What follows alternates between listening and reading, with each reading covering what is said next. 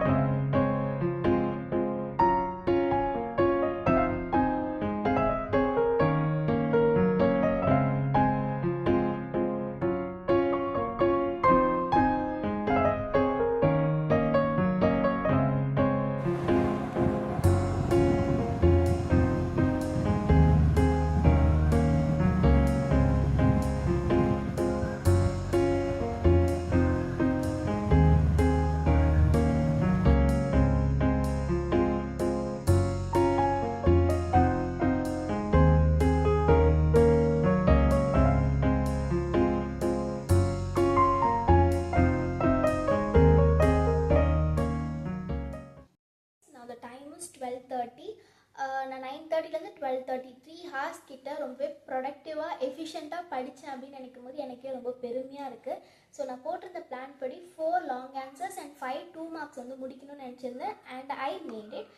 And along with that 5 2 marks கூட சேர்ந்து ஒரு 4 2 marks எக்ஸ்ட்ராவே முடிச்சிருக்கேன். ஐ திங்க் ஒரு 9 2 marks கிட்ட நான் முடிச்சிருக்கேன். And along with 4 long answers. So இந்த 3 hours இதுக்கப்புறம் படிக்க முடியாது என்னால். ஏன்னா இந்த 3 ஹார்ஸ் வந்து ரொம்பவே சின்சியராக படிச்சுட்டேன். ஜஸ்ட் ஒரு 5 மினிட்ஸ் பிரேக் அந்த மாதிரி தான் எடுத்திருந்தேன். அது கூட அந்த வாட்டர் பிரேக், தண்ணி குடிக்கிற பிரேக் அந்த மாதிரி தான் எடுத்திருந்தேன். ஸோ அந்த மாதிரி 5 மினிட்ஸ் பிரேக் எடுத்து படிக்கும் போது நம்மளுக்கு மைண்ட் ரொம்பவே ரிலாக்ஸ்டாக இருக்கும். ஸோ ஒரே ஷார்ட்டில் நம்மளால் வந்து 2 ஹார்ஸ் 3 ஹார்ஸ் அந்த மாதிரி படிக்கவே முடியாது. ஸோ நடுவில் இந்த மாதிரி குட்டி குட்டி பிரேக்ஸ் எடுத்து படிக்கிறது ரொம்பவே எஃபிஷியண்ட்டான முக்கியமான ஒரு விஷயம் அப்படின்ட்டே சொல்லலாம். ஸோ நானுமே வந்து என்னோடய மார்னிங் செஷனை சக்ஸஸ்ஃபுல்லாக கம்ப்ளீட் பண்ணிட்டேன் அப்படின்னு தான் சொல்லணும். அண்ட் ஆஃப்டர்நூன் செஷனுக்கு வந்து இன்னும் ஃபியூ ஹார்ஸ் இருக்குது. நான் ஒரு டைம் இஸ் 12:30னா 1:30 2:30 2:30 3. ஸோ 2.5 hours கிட்டே எனக்கு வந்து நடுவில் கேப் இருக்குது. அந்த கேப் நான் லஞ்ச் சாப்பிட்றது ஆர் நான் என்னோடய என்டர்டெயின்மெண்ட்காக டிவி பார்க்க ரெஸ்ட் எடுக்கிறது something anything we can do in that 2.5 hours. And 3 o'clock வந்து அகெயின் நான் வந்து படிக்க ஸ்டார்ட் பண்ண போகிறேன். ஓகேங்களா? So see you soon in the second session.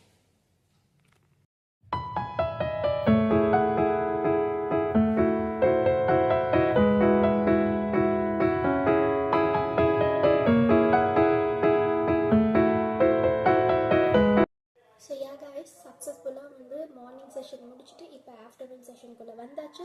அந்த டைம் இஸ் 3:30.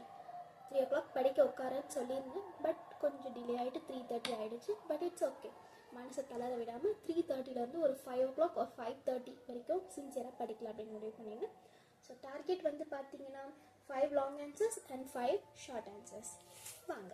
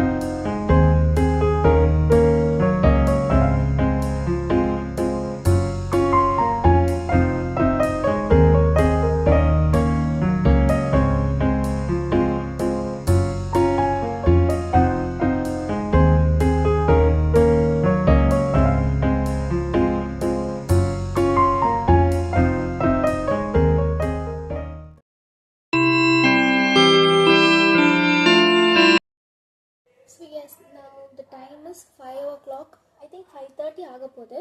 ஸோ நான் வந்து half an hour லேட்டாக தான் படிக்க உட்காந்து அதே மாதிரி half an hour எக்ஸ்ட்ராவே படிச்சுட்டேன். அண்ட் என்னுடைய டார்கெட் இந்த ஆஃப்டர்நூன் செஷனில் என்னவோ அதை வந்து கம்ப்ளீட்டாக முடிச்சிட்டேன். ஸோ ஐ திங்க் இன்றைக்கி போட்ட 3 செஷனில் 2 செஷன் சக்ஸஸ்ஃபுல்லாக கம்ப்ளீட் பண்ணிட்டேன். இப்போ வந்து 3rd செஷன்னா அது 6 o'clock தான். But I have only half an hour break. So அந்த half an hour எனக்கு போதுமானதான்னு எனக்கு தெரியல.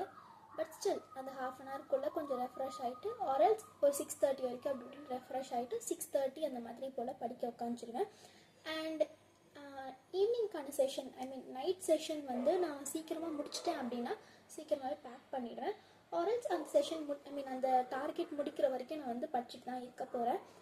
ஸோ இன்னும் ஒரு 1 hour அந்த மாதிரி தான் நான் ரெஸ்ட் எடுக்க போகிறேன். அந்த 1 hour ரெஸ்ட்டுக்கு முன்னாடி இப்போ நான் உட்காந்துருக்கேன். என்னுடைய பெட் வந்து ரொம்பவே கிளம்ஸியாக இருக்குது. தேவையில்லாத பொருட்கள்லாம் நிறைய இருக்குது. I show you. Actually my bed is like this. So எனக்கே என் பெட்டு பார்த்தா டென்ஷன் ஆகுது. So I have to clean this and then I will take my rest.